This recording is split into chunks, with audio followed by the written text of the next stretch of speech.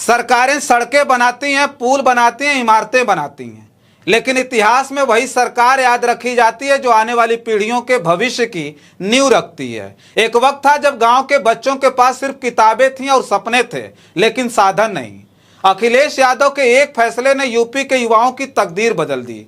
ये सिर्फ एक योजना नहीं थी, बल्कि ये नए भारत के युवाओं को ताकत देने वाला एक मिशन था, जिसका नाम रखा गया समाजवादी लैपटॉप वितरण योजना, जिसके जरिए अखिलेश ने संदेश दिया कि अब ज्ञान पर किसी शहर का एकाधिकार नहीं होगा, तकनीकी पर किसी अमीर का कब्जा नहीं होगा और प्रतिभा अब संसाधनों की मोहताज नहीं रहेंगी। नमस्कार, मेरा नाम रजनीश है और आप जन आदर्श भारत देख रहे हैं। हर पीढ़ी की अपनी एक पहचान होती है। किसी पीढ़ी को आजादी की लड़ाई याद रहती है, किसी को हरित क्रांति तो किसी को आर्थिक उदारीकरण। लेकिन 21वीं सदी की पीढ़ी की पहचान एक शब्द से बनी, वो था डिजिटल। आज यह सुनने में सामान्य लगता है कि एक छात्र ऑनलाइन पढ़ाई कर रहा है, मोबाइल से फॉर्म भर रहा है, यूट्यूब से सीख रहा है या इंटरनेट के जरिए दुनिया भर की जानकारी हासिल कर रहा है। लेकिन एक समय ऐसा भी था जब उत्तर प्रदेश के लाखों छात्रों के लिए यह सब केवल कल्पना थी। साल 2012 के आसपास उत्तर प्रदेश का बड़ा हिस्सा अभी भी डिजिटल संसाधनों से दूर था। महानगरों के कुछ स्कूलों और निजी संस्थानों में कंप्यूटर लैब थी, लेकिन गांवों, कस्बों और सरकारी विद्यालयों के अधिकांश छात्र कंप्यूटर को छूने का अवसर भी मुश्किल से पाते थे। इंटरनेट सीमित था, स्मार्टफोन आम नहीं थे और डिजिटल शिक्षा अभी शुरुआती दौर में थी। प्रतियोगी परीक्षाओं की तैयारी करने वाला छात्र किताबों और कोचिंग नोट्स तक सीमित था। किसी फॉर्म की अंतिम तिथि जानने के लिए साइबर कैफे की लाइन में लगना पड़ता था। रिजल्ट देखने के लिए भीड़ लगती थी। जिन परिवारों की आर्थिक स्थिति कमजोर थी, उनके लिए कंप्यूटर खरीदना किसी सपने से कम नहीं था। यही वह समय था जब देश तेजी से डिजिटल दुनिया की ओर बढ़ रहा था। जानकारी ही सबसे बड़ी ताकत बन रही थी। जिस छात्र के पास तकनीक थी, उसके पास अवसर भी थे। जिसके पास तकनीक नहीं थी, वो प्रतिभाशाली होने के बावजूद कई कदम पीछे छूट जाता था। ऐसे माहौल में उत्तर प्रदेश के सामने सबसे बड़ा प्रश्न केवल शिक्षा का नहीं था, बल्कि डिजिटल समानता का भी था। क्या गांव का छात्र भी वही अवसर पा सकता है जो बड़े शहर के छात्र को मिल रहा है? क्या आर्थिक स्थिति किसी बच्चे के भविष्य का फैसला करेगी या प्रतिभा को बराबरी का मंच भी मिलेगा? इन्हीं सवालों के बीच राज्य की राजनीति में एक नई सोच सामने आई। अगर तकनीक भविष्य की भाषा है तो उस भाषा को सीखने का अवसर हर छात्र तक पहुंचना चाहिए। ये सोच थी नए समाजवाद की। ये सोच थी ऑस्ट्रेलिया से इंजीनियरिंग की पढ़ाई करके लौटे एक युवा की। ये सोच थी अखिलेश यादव की। और यहीं से शुरू होती है उस योजना की कहानी जिसने उत्तर प्रदेश की राजनीति, शिक्षा और डिजिटल विमर्श में अपनी अलग पहचान बनाई। समाजवादी लैपटॉप वितरण योजना दरअसल ब्राजील से सटे साउथ अमेरिका का एक देश है उरुग्वे, जो डिजिटल एजुकेशन में दुनिया का सबसे बड़ा रोल मॉडल है, जिसने 2007 में एक योजना की शुरुआत की थी जिसका नाम रखा था प्लान सहीवाल। यह दुनिया का पहला ऐसा देश था जिसने 1 लैपटॉप पर चाइल्ड्स को अपने देश भर में लागू किया था। उसके बाद दुनिया का दूसरा ऐसा देश भारत बना जहां अखिलेश यादव जैसे नेता ने इतनी बड़ी योजना को देश के सबसे बड़े सूबे में लागू किया था। साथ ही साथ भारत दुनिया का पहला ऐसा देश बना जहां इतने बड़े पैमाने पर युवाओं को अखिलेश यादव ने मुफ्त में लैपटॉप, टैबलेट और डिजिटल डिवाइस देकर शिक्षा के क्षेत्र में क्रांति लाई थी। कहा जाता है कि जिस वक्त मोबाइल फोन पर ग्रामीण युवाओं की उंगलियां नहीं चल पाती थीं, उस वक्त अखिलेश यादव ने 18 लाख युवाओं को लैपटॉप बांटकर उनका भविष्य बदला था। वो साल था 2012। उत्तर प्रदेश विधानसभा चुनाव अपने निर्णायक दौर में था। मंचों पर भाषण हो रहे थे, वादों की भरमार थी और हर राजनीतिक दल जनता को अपने भविष्य का सपना दिखा रहा था। लेकिन उन्हीं वादों के बीच एक घोषणा ऐसी भी थी जिसने सबसे ज्यादा युवाओं और छात्रों का ध्यान खींचा। घोषणा थी 12वीं पास विद्यार्थियों को निःशुल्क लैपटॉप उपलब्ध कराए जाएंगे। उस समय इस वादे पर कई तरह की प्रतिक्रियाएं आईं। कुछ लोगों ने इसे असंभव बताया, कुछ ने कहा कि यह केवल चुनाव जीतने का तरीका है। कई राजनीतिक विरोधियों ने सवाल उठाया कि इतना बड़ा खर्च कैसे होगा और क्या यह योजना कभी जमीन पर उतर भी पाएगी। लेकिन चुनाव परिणाम आए, समाजवादी पार्टी को स्पष्ट बहुमत मिला। अखिलेश यादव उत्तर प्रदेश के सबसे युवा मुख्यमंत्री बन गए। अब यह वादा विपक्ष के सवालों से निकलकर सरकार की जिम्मेदारी बन चुका था। मुख्यमंत्री बनने के बाद अखिलेश सरकार ने इस योजना को अमल में लाने की प्रक्रिया शुरू की। उद्देश्य केवल एक उपकरण बांटना नहीं बताया गया, बल्कि युवाओं को डिजिटल संसाधनों तक पहुंच देना, उच्च शिक्षा के लिए प्रोत्साहित करना और तकनीकी के माध्यम से सीखने के नए अवसर उपलब्ध कराना भी था। इसके बाद प्रदेश भर में वितरण कार्यक्रम आयोजित होने लगे।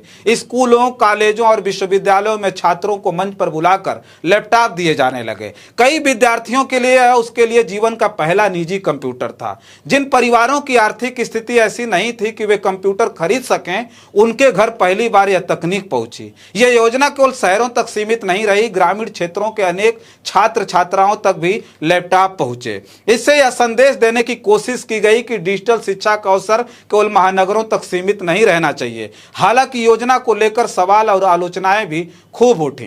वितरण की गति, पात्रता, प्रशासनिक प्रक्रिया और राजनीतिक प्रस्तुति पर विपक्ष ने अपनी आपत्तियां दर्ज कराई। लेकिन इसके समानांतर बड़ी संख्या में ऐसे विद्यार्थी भी सामने आए जिन्होंने कहा कि उन्हें पहली बार डिजिटल दुनिया तक सीधा पहुंच मिली है। यहीं से यह योजना एक सरकारी कार्यक्रम से आगे निकलकर उत्तर प्रदेश की सबसे चर्चित शिक्षा संबंधी पहलों में शामिल हो गई। इसके समर्थकों ने इसे भविष्य में निवेश बताया, जबकि आलोचकों ने इसकी उपयोगिता और क्रियान्वयन पर बहस जारी रखी। लेकिन एक तथ्य निर्विवाद था, उत्तर प्रदेश में पहली बार इतने बड़े पैमाने पर छात्रों के हाथों में व्यक्तिगत लैपटॉप पहुंचे थे और शिक्षा के साथ तकनीकी को जोड़ने की चर्चा घर घर पहुंच गई थी। किसी भी सरकारी योजना की असली ताकत उसके पोस्टर या प्रचार में नहीं, बल्कि उन लोगों के जीवन में दिखाई देती है जिन तक उसका लाभ पहुंचता है। समाजवादी लैपटॉप वितरण योजना भी इसी कसौटी पर परखी जाने लगी। सवाल केवल यह नहीं था कि कितने लैपटॉप खरीदे गए, बल्कि यह था कि कितने विद्यार्थियों के जीवन में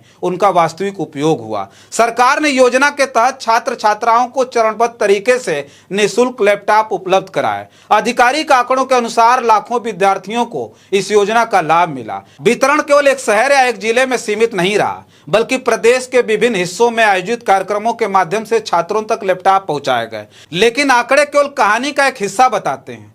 असली कहानी उन घरों में लिखी गई जहां पहली बार किसी बच्चे के सामने कंप्यूटर रखा गया। कई परिवार ऐसे थे जहां माता पिता ने जीवन में कभी कंप्यूटर का उपयोग नहीं किया था। उनके बेटे या बेटी ने पहली बार उसी लैपटॉप पर टाइप करना सीखा, इंटरनेट चलाना सीखा और डिजिटल दुनिया से परिचय प्राप्त किया। कई विद्यार्थियों ने प्रतियोगी परीक्षाओं की तैयारी के लिए ऑनलाइन अध्ययन सामग्री का उपयोग करना शुरू किया। कुछ ने अंग्रेजी सीखने के लिए डिजिटल संसाधनों का सहारा लिया। कुछ ने programming, graphic design, video editing और अन्य तकनीकी कौशल सीखने की शुरुआत की। जिनके पास पहले साइबर कैफे एकमात्र विकल्प था, उनके लिए पढ़ाई का साधन घर के भीतर उपलब्ध था। एक व्यापक परिवर्तन स्पष्ट दिखाई दिया।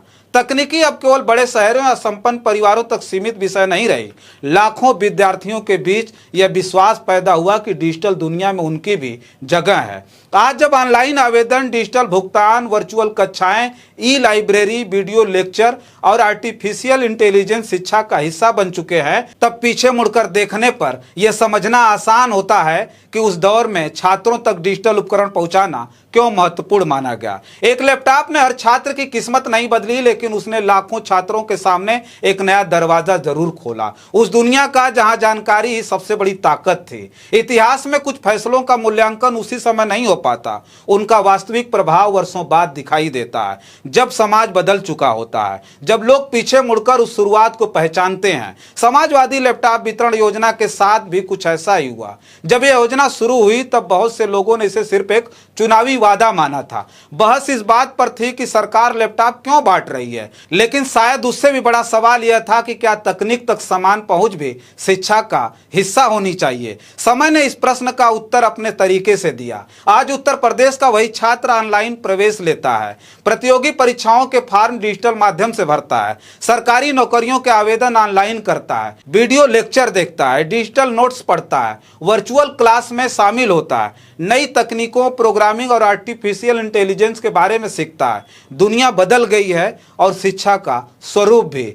ऐसे में यह स्वीकार करना होगा कि डिजिटल उपकरण अब कोई विलासिता नहीं बल्कि शिक्षा का महत्वपूर्ण माध्यम बन चुके हैं। यही कारण है कि कई शिक्षाविदों का मानना है कि छात्रों तक तकनीकी पहुंचाने वाली योजनाओं ने डिजिटल अंतर कम करने की दिशा में योगदान दिया। हालांकि किसी एक योजना को पूरे डिजिटल परिवर्तन का श्रेय देना उचित नहीं होगा, लेकिन यह कहना भी कठिन है कि ऐसे प्रयासों की कोई भूमिका नहीं थी। यह भी सच है कि योजना पर आलोचनाएं हुई, कई लोगों ने इसके क्रियान्वयन पर सवाल उठाए, कुछ ने वितरण प्रक्रिया, गुणवत्ता और राजनीतिक संदेश को लेकर आपत्तियां दर्ज की। लोकतंत्र में ऐसी बहसें स्वाभाविक हैं और किसी भी सार्वजनिक योजना का मूल्यांकन उसके सकारात्मक और नकारात्मक दोनों पहलुओं के आधार पर होना चाहिए। लेकिन यदि इस पूरी कहानी को राजनीति से कुछ देर के लिए अलग रखकर देखा जाए तो एक तस्वीर साफ दिखाई देती है। लाखों छात्रों ने पहली बार अपने हाथों में एक ऐसा साधन पकड़ा जिसने उन्हें किताबों से आगे बढ़कर डिजिटल दुनिया से जुड़ने का अवसर दिया। हो सकता है किसी छात्र ने उसी लैपटॉप पर अपनी पहली नौकरी का आवेदन किया हो, किसी ने अपना पहला प्रोजेक्ट बनाया हो, किसी ने पहली बार दुनिया के किसी प्रतिष्ठित विश्वविद्यालय का व्याख्यान देखा हो, किसी ने अपने परिवार में पहली बार डिजिटल साक्षरता की शुरुआत की हो। शायद यही किसी भी शिक्षा नीति की सबसे बड़ी सफलता होती है, जब वह केवल वर्तमान नहीं बल्कि भविष्य के लिए भी रास्ता खोलती है। लेकिन इस कहानी का अंतिम प्रश्न बाकी है, क्या समाजवादी लैपटॉप योजना केवल एक सरकारी योजना थी या उत्तर प्रदेश के सामाजिक और डिजिटल परिवर्तन की उन पहलों में से एक जिसकी गूंज आज भी सुनाई देती है। राजनीति में हर योजना पर मतभेद होते हैं, समर्थक उसे परिवर्तन बताते हैं, विरोधी उसे दिखावा कहते हैं, लेकिन कुछ फैसलों का असली मूल्यांकन चुनाव नहीं बल्कि समय करता है। समाजवादी लैपटॉप वितरण योजना भी ऐसी एक पहल थी। यह कहना सही नहीं होगा कि केवल एक योजना ने उत्तर प्रदेश को डिजिटल बना दिया। डिजिटल परिवर्तन कई नीतियों, तकनीकी प्रगति, इंटरनेट विस्तार, स्मार्टफोन क्रांति, निजी निवेश और बाद की सरकारी पहलों के संयुक्त प्रभाव का परिणाम है। लेकिन यह कहना भी कठिन है कि लाखों छात्रों तक व्यक्तिगत लैपटॉप पहुंचाने जैसी पहल का कोई महत्व नहीं था। उस दौर में जब अधिकांश विद्यार्थियों के लिए कंप्यूटर खरीदना आसान नहीं था, तब इस योजना ने बड़ी संख्या में युवाओं को पहली बार डिजिटल उपकरण तक पहुंच दिलाई थी। किसी ने उसका उपयोग प्रतियोगी परीक्षाओं की तैयारी में किया, किसी ने नई तकनीकी सीखने में, तो किसी ने अपने करियर की शुरुआत में। शायद हर लैपटॉप से हर किसी की जिंदगी नहीं बदली, शायद कुछ लैपटॉप अलमारी में भी रखे रह गए, लेकिन लाखों युवाओं के लिए एक अवसर था और अवसर का मूल्य हर व्यक्ति अपने तरीके से तय करता है। आज उत्तर प्रदेश का छात्र ऑनलाइन पढ़ता है, डिजिटल माध्यम से आवेदन करता है, दुनिया भर की जानकारी तक कुछ ही सेकंड में पहुंच जाता है। यह यात्रा किसी एक सरकार, किसी एक नेता या किसी एक योजना की नहीं, यह कई वर्षों में बने उस रास्ते की कहानी है जिसमें अलग अलग समय पर अलग अलग प्रयास जुड़े हैं। फिर भी जब उत्तर प्रदेश की डिजिटल शिक्षा के इतिहास की चर्चा होगी तो समाजवादी लैपटॉप वितरण योजना का उल्लेख उन महत्वपूर्ण पहलों में अवश्य होगा जिन्होंने तकनीक को छात्रों तक पहुंचाने का प्रयास किया। इतिहास अक्सर इमारतों, सड़कों और स्मारकों को याद रखता है, लेकिन कभी कभी इतिहास उन फैसलों को भी याद रखता है जिन्होंने किसी पीढ़ी के सपने को नए साधन दिए। हो सकता है कि उस लैपटॉप की बैटरी आज खत्म हो चुकी हो, उसका मॉडल पुराना हो चुका हो, उसकी गति आज के कंप्यूटरों जैसी ना हो, लेकिन अगर उसी स्क्रीन ने किसी छात्र को पहली बार दुनिया से जोड़ा, किसी बेटी को आत्मविश्वास दिया, किसी गांव के नौजवान को अपने सपनों पर भरोसा करना सिखाया, तो उसका महत्व केवल एक इलेक्ट्रॉनिक उपकरण का नहीं बल्कि एक अवसर का था। और शायद यही इस पूरी कहानी का सबसे बड़ा संदेश है। सरकारें योजनाएं बनाती हैं, लेकिन उन योजनाओं का भविष्य जनता लिखती है। यदि कोई योजना लाखों युवाओं के हाथों में अवसर रख दे तो उसका वास्तविक प्रभाव आंकड़ों में नहीं बल्कि उन अनगिनत कहानियों में दिखाई देता है जिन्हें इतिहास धीरे धीरे दर्ज करता है। फिलहाल इस वीडियो में इतना ही। बहुत सारी खबरें लेकर के आपके बीच में हाजिर होंगे। इस खास रिपोर्ट पर आपकी क्या प्रतिक्रिया है कमेंट बॉक्स में जरूर लिखकर बताइएगा। बहुत सारी खबरों के लिए बने रहे जन आदर्श भारत के साथ। हमें दें इजाजत। नमस्कार।